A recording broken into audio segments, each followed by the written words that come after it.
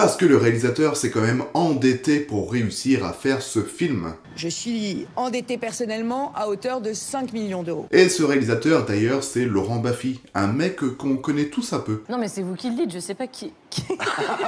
C'est pour l'audience. Faut du cul. Un mec à l'humour plutôt limite, connu pour être cinglant et provocateur. Enfin, quand il a pas piscine, bien évidemment. Non, demain je peux pas, j'ai piscine. Formidable Baffy.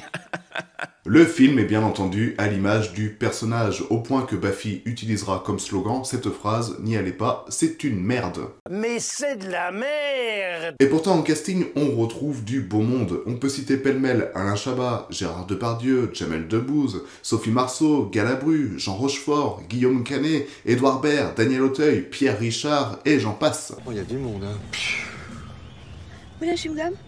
Oh non, merci.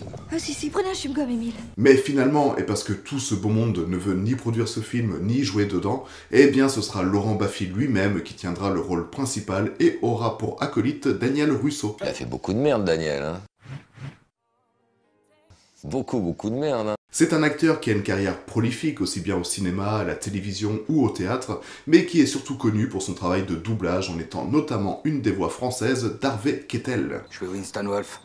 Je résous les problèmes. Et le scénario du film est tout simple, c'est l'histoire d'un type qui cherche pendant 1h30 ses clés de voiture. Voilà, c'est tout bête.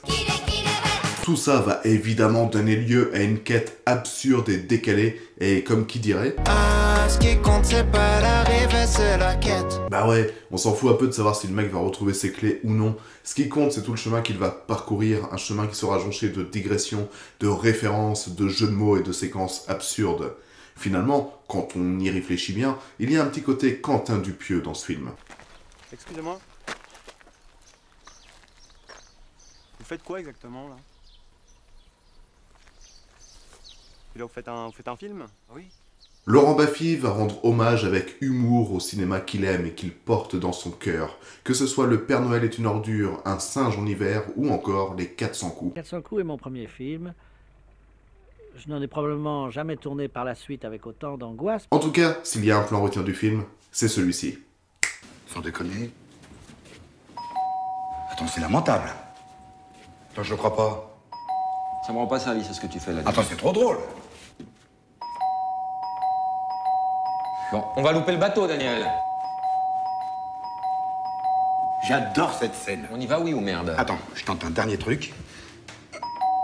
Oh non, t'es trop crade. On s'en fout, ça fait ding-dong. Non, je te jure, ça fait pas ding-dong. Allez, speed! Et voilà, c'était Les Clés de bagnole, un film réalisé par Laurent Baffy. Génie incompris ou film de merde, je vous laisse en décider. Pour ma part, c'est un film que j'aime vraiment et je vous invite à lui laisser sa chance. On peut le trouver gratuitement sur YouTube et je vous mets d'ailleurs le lien en description.